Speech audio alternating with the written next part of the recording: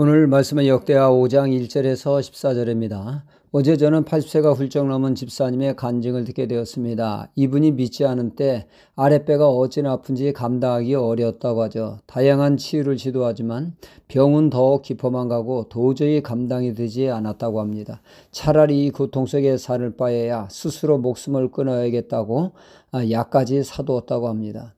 그 약을 먹지 못하고 머뭇머뭇거림은 고만고만한 자녀들이 눈에 밟혀서였어요. 차일피일 미루는 가운데 어느 날 교회 다니는 분이 말하기를 하나님은 죽은 자도 살리시는 분이라고 하는 말을 했는데 그 말이 마음 깊이 박히게 되었다고 합니다. 그 말을 듣고 이분은 새벽 기도에 나왔다고 하죠. 교회에 나와 나 좀 살려달라고 하는데 왠지 모를 눈물이 앞을 가리고 눈물로 기도한 후 거짓말처럼 나아졌다고 합니다. 식사도 잘하게 되었고 그 후 이분은 교회 봉사를 말없이 하며 교회 허드렛 일은 도맡하게 되었다고 하죠. 자신을 간증할 것이 넘친다고 말씀을 하십니다. 하나님은 살아계시고 역사하시기에 간증이 없는 신앙은 자신의 신앙을 돌아볼 필요가 있죠. 제대로 믿으면 반드시 하나님의 역사를 체험하게 됩니다. 그래서 시편 34편 8절은 여호와를 맛보아알지어다 말씀합니다. 하나님은 역사하시는 분이기에 누구나 하나님의 맛을 보면 즉 하나님을 체험하게 된다는 말씀이죠. 우리가 하나님의 역사를 체험하지 못하고 몸이 건조한 신앙이라면 자신의 신앙을 돌아볼 필요가 있습니다.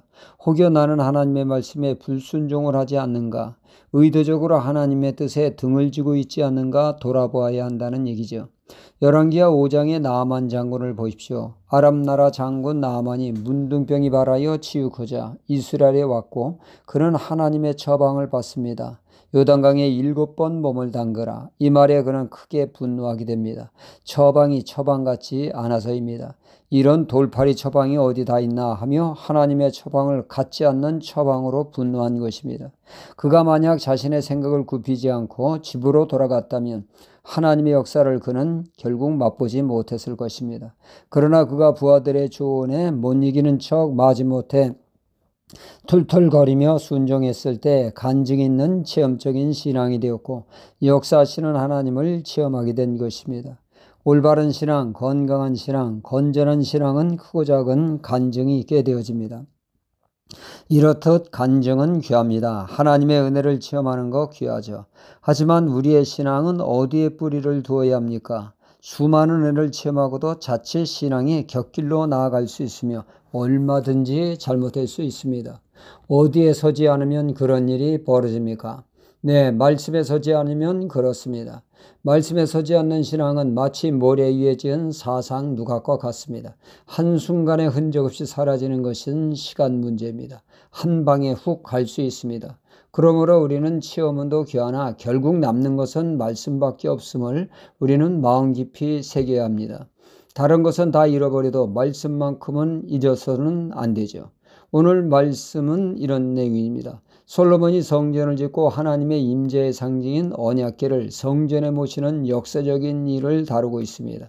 언약궤에는 무엇이 들어있습니까? 이스라엘 백성이 애굽에서 이고지고 양식이 떨어져 어찌할 바를 모를 때 하나님은 하늘 창고를 열어 만나를 내려주심으로 이스라엘 백성들의 허기진 배를 채워주었습니다. 가나안에 들어가 농사 짓기 전까지 말이죠.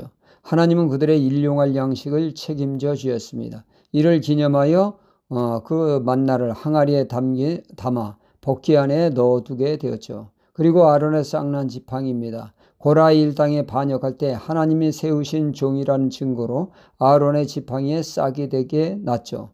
이 또한 기념으로 언약궤 안에 모셨고 그런가 하면 그 유명한 십계명 두돌판이 그 안에 있게 되어집니다. 그러나 500여 년의 세월 속에 만나 항아리와 아론의 쌍난 지팡이는 분실되었고 오직 남은 것은 십계명 두돌판 말씀밖에 남지 않았습니다. 10절에 궤 안에 두돌판 외에 아무것도 없으니 말씀하고 있죠. 말씀만 있으면 됩니다. 그 위에 하나님의 임재를 뜻하는 구름이 전에 가득 차게 되었죠. 오직 말씀만 붙드는 자, 말씀대로 살기를 원하며 순종하는 자, 하나님이 기뻐하시며 하나님의 영광이 머무는 신앙이 됩니다. 오늘도 말씀의 인도를 따라 사는 하루가 되어야겠습니다. 할렐루야.